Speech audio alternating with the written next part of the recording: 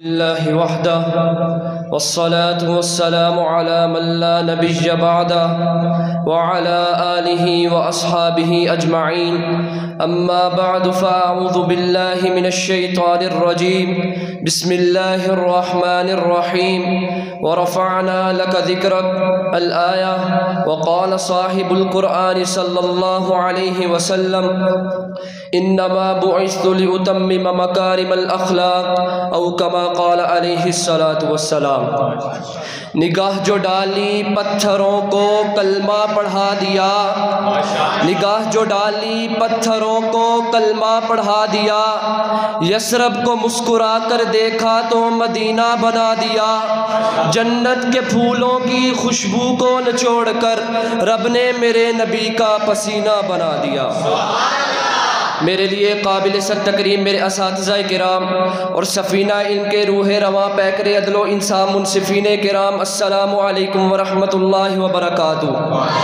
موضوع سخن طویل اور وقت قلیل ہے۔ جب میں عظمت صاحب قرآن کو بیان کرنے لگتا ہوں تو میرا دل چاہتا ہے کہ میں چاہت و محبت کے تمام الفاظ کو یکجا کروں، انہیں الفت کے ترازو پہ تولوں، باری الفاظ کا انتخاب کر کے انہیں آب زمزم سے دھو ڈالوں، پھر رسول محتشم صلی اللہ علیہ وسلم کی شان اقدس بیان کرنے لگوں۔ پھر بھی میں اس سے زائد کچھ نہیں کہہ سکتا کہ حضور آئے تو سر آفرینش پا گئی دنیا، حضور آئے تو سر آفرینش پا گئی دنیا، اندھیروں سے نکل کر روشنی میں آ گئی دنیا۔ ذی وقار سامعین، الفضل ما شہدت بہ الأعداء، خوبی وہ جس کا دشمن بھی اعتراف کرے، جادو وہ جو سر چڑھ کے بولے، حسن وہ جس کی سوکن بھی تعریف کرے۔ میرے نبی صلی اللہ علیہ وسلم وحی الہی سے وَأَنذِرْ عَشِيرَتَكَ الْأَقْرَبِينَ کا حکم پاتے ہی کوہ صفا پہ چڑھ کر اعلان کرتے ہیں، هَلْ وَجَدْتُمُونِي صَادِقًا أَوْ كَاذِبًا، جواب جربنا لَكَ مِرَارًا مَا وَجَدْنَا فِيكَ إِلَّا صِدْقًا کی صورت میں آتا ہے۔ تو پھر مجھے کہنے دیجئے، نہ جب تھا نہ اب ہے نہ ہوگا میسر، نہ جب تھا نہ اب ہے نہ ہوگا میسر، شریک خدا اور جواب محمد۔ جناب علی وقار، یہ اس صاحب قرآن کی شان ہے جس کے در پر محدث و مفسر، عالم و جاہل تحصیل علم کے لیے چکر لگاتے ہیں۔ ایسی عظیم سیرت کے مالک ہے کہ چلے تو لا تمشی فی الارض مرحا اور وقصد فی مشیکا کی عملی تصویر ہے، بولے تو وغضض من صوتکا اور اسدقوا اذا حدث تم پر عمل پیرا ہے، اشارہ کرے تو معجزہ بنے، گفتگو کرے تو حدیث بنے، قدم رکھیں تو سنت بنے، عمل کریں تو شریعت بنے، تبلیغ قرآن میں مشغول ہوں تو بیان توحید کا حق ادا ہوتا ہے، یہ بدر واحد کا سپہ سالار بنے تو میدان کارزار میں بدستے دعا ہوتے ہیں، عائشہ خدیجہ کے شوہر بنے تو عہد وفا ہوتے ہیں، انابی ہونٹوں کو حرکت دے تو صدق کی زبان ہوتے ہیں۔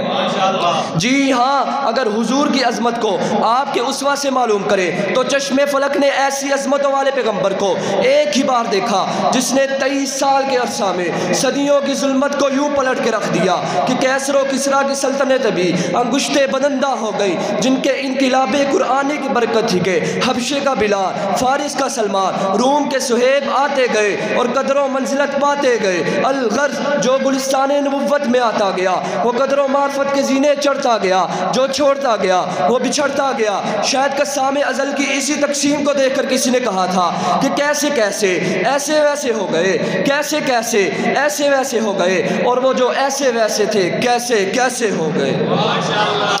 عظمت صاحب قرآن کے پروانوں،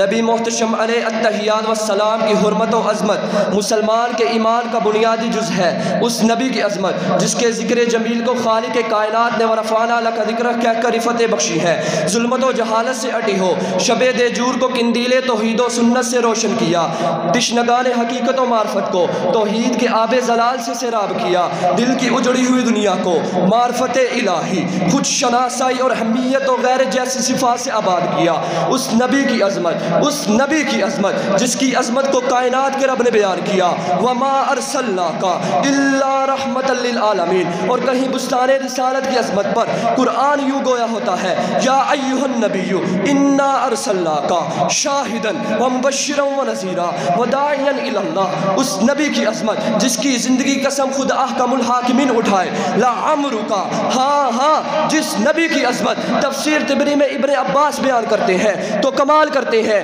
ما خلق اللہ وما ذرا وما برا نفسا اکرم علی اللہ من محمد، کہ اللہ تعالیٰ نے محمد صلی اللہ علیہ وسلم سے معزز و مکرم انسان اپنی تمام مخلوقات میں پیدا ہی نہیں کیا۔ پھر شاعر بھی مچل گیا، عشق و محبت کی معراج پہنچا، تخیل نے ساتھ چھوڑا، پھر حسان نبوت بنا اور کہنے لگا آقا